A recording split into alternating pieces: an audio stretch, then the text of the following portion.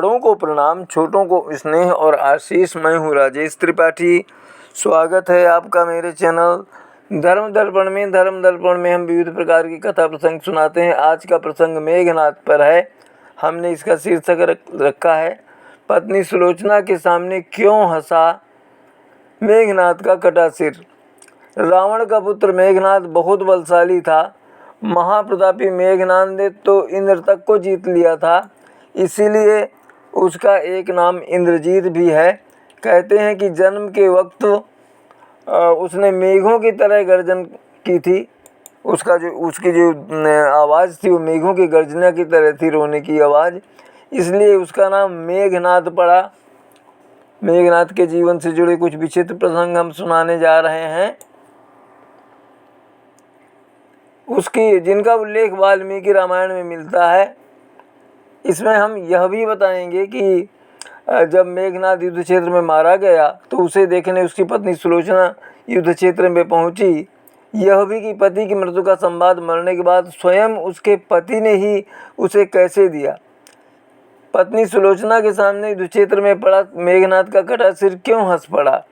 यह भी कि कैसे रावण ने अपने पुत्र मेघनाद के जन्म के समय ग्रहों को उसके अनुकूल कर दिया था।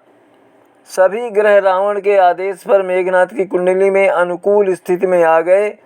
सिर्फ शनि ही ऐसे थे जिन्होंने रावण का निर्देश मानने से इनकार कर दिया था। इसके चलते रावण ने शनि को कारावास में डाल दिया था। इसके चलते खुद इंद्र घबरा गया था और इंद्र ने त्रिदेवों से रक्षा की गुहार लगाई। मान्यता है कि लंका दहन के वक्त हनुमान जी ने शनिदेव को रावण के कारावास से मुक्त कराया था। यहाँ यह भी बताते चलें कि रावण न सिर्फ ज्योतिषी था, उसने ज्योतिष का ग्रंथ रावण संहिता की रचना भी की थी। ऐसा माना जाता है कि जहाँ भृगु ऋषि द्वारा रचित ज्योतिष का ग्रंथ भृगु संहिता समाप्त होता है, रावण संहिता उसके आगे जाती है। रावण के लिए यह भी कहा जाता है कि उसने अपने भाई कुबेर से पुष्पक विमान छीन लिया था। पुष्पक विमान ऐसा था जिसे कुछ ही लोग नियंत्रित कर सकते थे, मगर रावण ने अपने दम पर इसे नियंत्रित करना सीख लिया था। रावण के पास इस तरह के कई विमान बताए जाते थे जिन्हें उतारने के लिए हवाई अड्डे भी थे। आज भी महियागना में बैरागन टोटा और गुरुलुपोथा होर्टन मैदानों में थतुपोलकादा कुरुनेगाला में और वारियापोला आदि जगहों में हवाई अड्डे के रूप में देखा जाता है।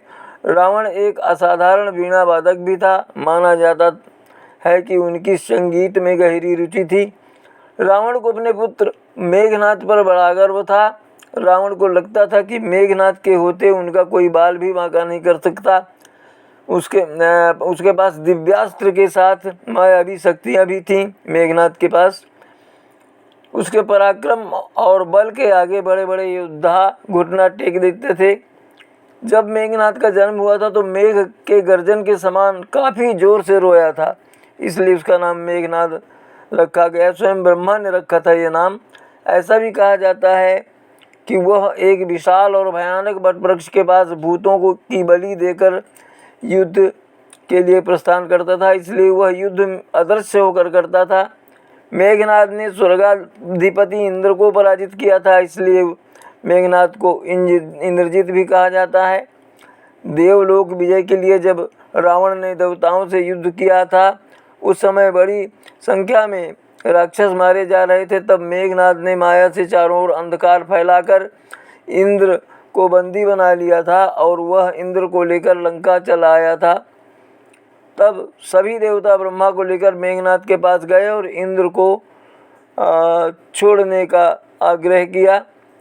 जब ब्रह्मा ने इंद्र को छोड़ने के बदले उनको यह वर दिया कि किसी भी युद्ध को करने से पहले यज्ञ करने पर अग्नि से उसके लिए घोड़े सहित एक रथ निकलेगा, जिस पर बैठकर युद्ध करने से वह अजेय हो जाएगा, उसे कोई जीत नहीं सकेगा। लेकिन यदि कभी यज्ञ पूरा नहीं हो पाया तो वह युद्ध में मारा जाएगा।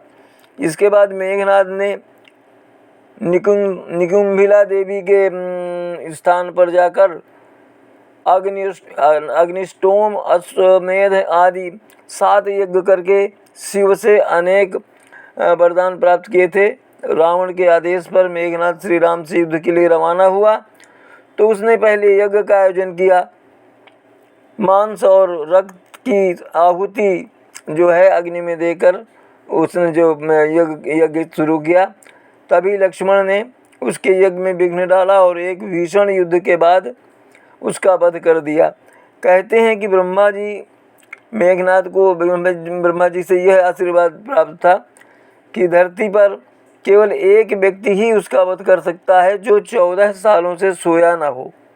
लक्ष्मण ही ऐसे व्यक्ति थे जो मेघनाद का वध कर सकते थे, क्योंकि वनवास के दौरान वह 14 वर्षों तक सोए नहीं थे।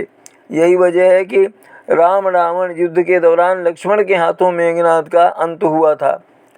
माना जाता है कि पति लक्ष्मण की भाई राम की सेवा में कोई परेशानी न आ जाए, इसलिए निद्रा देवी से वो उनकी पत्नी उर्मिला ने पति की नींद भी उनको देने की प्रार्थना की थी। निद्रा देवी ने उसकी प्रार्थना स्वीकार कर ली थी। इसके बाद लक्ष्मण 14 साल तक जागते रहे और पत्नी सुलोचना को जो है और पत्नी उर्मिला जो है वो 14 सालों तक सोती रही।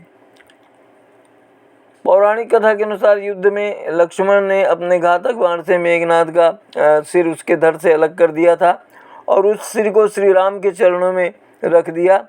श्री राम ने मेघनाद की पत्नी सुलोचना को संदेश उनको देना था कि उसका पति युद्ध में मारा जा चुका है। इसके लिए जब श्री राम ने मेघनाद की एक भुजा काटकर सुलोचना को भेजी तो उसे यकीन नहीं हुआ कि ये जो है उसके पति मेघनाद की भुजा है। तब सुलोचना ने कटे हाथ में खड़िया पकड़ा दिया।